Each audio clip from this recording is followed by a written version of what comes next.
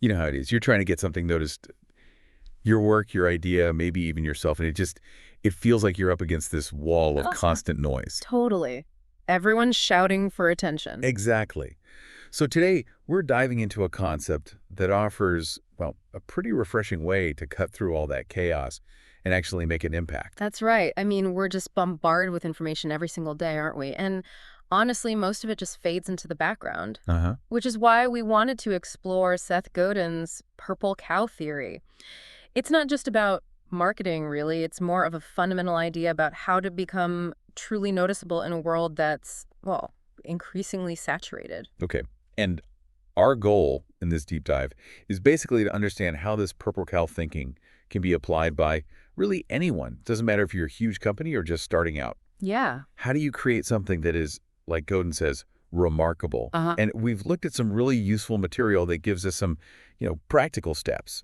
And the core idea, the purple cow theory, it's actually surprisingly straightforward when you think about it. Right. Imagine driving through the countryside. You see field after field of, well, brown cows. They all kind of blend together, don't they? Yeah, nothing really catches your eye. Nothing stands out. But then suddenly you see a bright purple cow.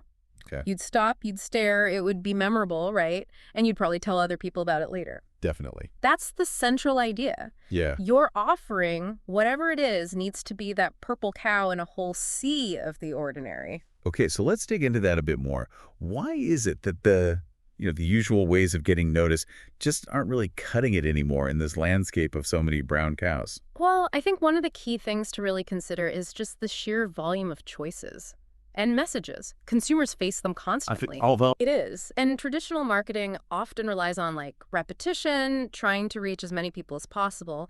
But in this kind of environment, those messages just get lost. People have become incredibly skilled at filtering out what doesn't immediately grab their attention. it's like our brains have developed a super filter, hasn't it? Just tuning out anything that feels like the same old thing. Exactly. So how do we create something that our brains can't ignore or don't want to? The crucial shift, really, is to create something inherently remarkable, something worth talking about in itself. It moves beyond just, informing people about your product or service. It focuses on building an offering or an experience that is inherently interesting or different. Right. And this leads to people naturally wanting to share it because it just stands out. So the aim isn't just to be seen, but to be talked about. That's the key. That's it. And the material we've looked at, it outlines 5 key steps to actually, become that purple cow. Yeah. Let's start with the first one. Identifying your unique selling proposition, your USP. Yeah, this is really the foundation, isn't it? What makes your brand or your offering radically different from everything else out there? Radically different, not just slightly better. Exactly. It's about pinpointing a core element that sets you apart in a really significant, noticeable way.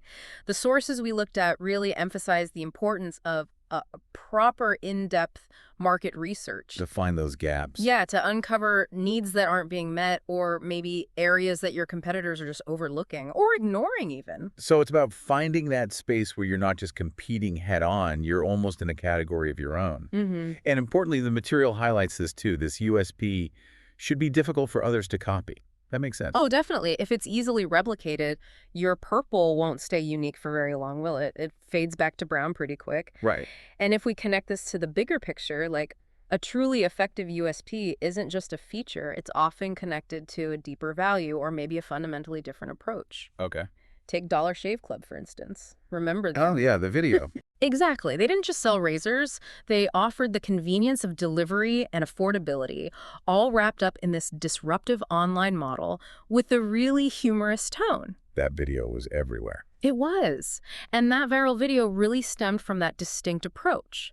So it's not just about being different, but about identifying a difference that creates a real advantage and fundamentally alters how customers see you.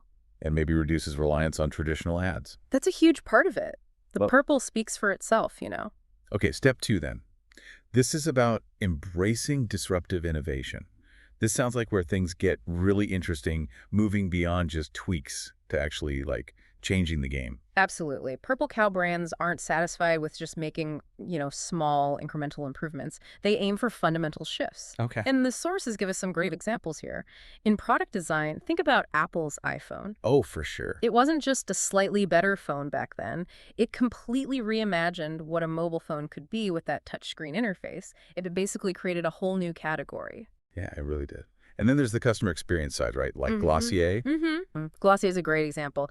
They didn't just sell makeup. They built this whole community and a lifestyle around it, really fostering a sense of authenticity and belonging. Right, it felt different. It did. And this leads to a really crucial question for anyone wanting to be a purple cow. How can you bring disruptive innovation to what you do? Okay. Our material offers a key pro tip here. Use it to solve a customer pain point in a completely new and unexpected way. Find the friction. Exactly. Look for those frustrations that people have, things that annoy them, and then come up with a solution that makes them think, wow, why hasn't anyone done this before? That moment. Okay, let's move to step 3. Yeah. Leveraging a bold visual identity. This seems pretty intuitive. If you're going to be a purple cow, you need to look like one. Exactly. Just as the imaginary purple cow is visually striking and immediately noticeable, your brand's visual presentation should be too. And this isn't just about having, a pretty logo. It's about creating a visual signature that is instantly recognizable and stands out from all the clutter. So things like distinctive colors, fonts. Bold colors, memorable fonts, unique logos, all of it. And it's not just the logo, is it? It's the whole visual package, right? Like eye-catching packaging that makes you do a double take on the shelf. Oh, absolutely. Or attention-grabbing visuals on social media. Yeah. All of that contributes to that stop and stare effect we were talking about. Yeah. Think about Tiffany & Co. That robin's egg blue box. Instantly recognizable, iconic. Totally iconic. You see that color, and you immediately associate it with the brand, a certain feeling of luxury, anticipation. It's a powerful visual shortcut that just reinforces their identity. Okay, so we've established what's your unique and disruptive offering. Yeah. And now how you visually present that difference. Makes sense. Right. So step 4 takes us into storytelling. It's not just about looking different. It's about having a narrative, a compelling story that resonates. Yeah, and this is where you really start to build that emotional connection with your audience. Because people remember stories. Much more than sales pitches, right? Crafting a compelling narrative around your purple cow aspect makes it more relatable, more memorable, and ultimately way more shareable. The material we looked at suggested highlighting your brand's mission. Like Tall Miss Shoe's 1-for-1 model was mentioned. Great example. That's a story that really resonates with people. It goes way beyond just the product itself. It gives customers a reason to feel good about their purchase, connects them to a purpose. Yeah, it gives them something to talk about, too. Absolutely. And don't underestimate the power of showing what goes on behind the scenes. The creativity, the struggles maybe, the challenges you've overcome, the people involved. It makes it human. And the pro tip here about using video marketing or user-generated content is excellent. It adds that layer of authenticity, makes your story feel more human, more engaging. Okay. And finally, step 5, encouraging word-of-mouth marketing. Because a truly remarkable purple cow gets people talking naturally. This is really the ultimate sign, isn't it, that you've created something remarkable. When people are so impressed or intrigued by your brand that they just spontaneously tell their friends and family about it, that's incredibly powerful marketing. The best kind, really. It is. And the material suggests implementing tactics like, say, referral programs, which can incentivize sharing, or creating content that people genuinely want to share it. Things like funny memes, engaging challenges, maybe useful interactive tools, stuff like that. The example given was Tesla's Cybertruck reveal, which was, well, certainly talked about. Oh, definitely. Even with its very unique design, let's say, it generated an enormous amount of organic buzz. People couldn't stop talking about it, whether they loved it or, hated it. Didn't seem to matter. The buzz was huge. Yeah, and another key aspect to consider with that Cybertruck example is that even controversy can drive word of mouth if the core offering is different and attention-grabbing enough.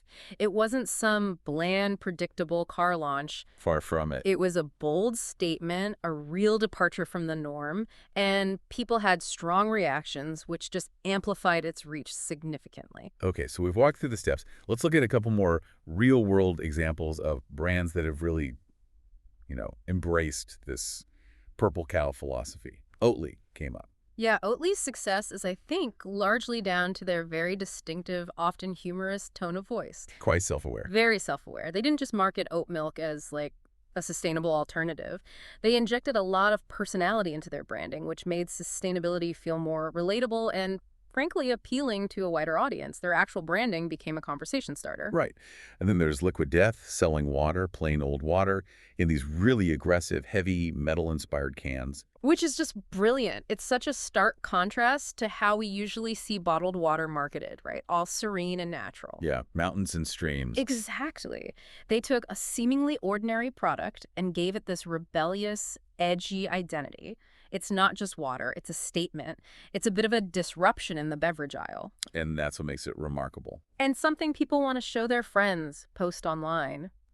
These brands, as our material really emphasizes, didn't just try to be a little bit better than their competitors. They fundamentally differentiated themselves in a really noticeable way. So to kind of bring it all together then, the purple cow theory isn't really about making small improvements here and there. Yeah. It's about making that big leap to being truly unforgettable Yeah. in a world that's just full of sameness. Precisely. I mean, in today's incredibly crowded marketplace, being just good is often the same as being invisible. You really need to be truly remarkable to break through the noise. And as you're listening to this, maybe think about your own situation, your own work or interests.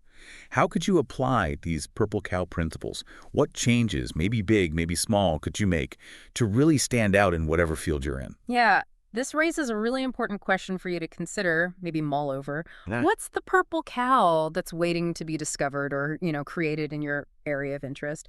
What unconventional idea, what bold approach could fundamentally change how you connect with your audience and make you truly unforgettable?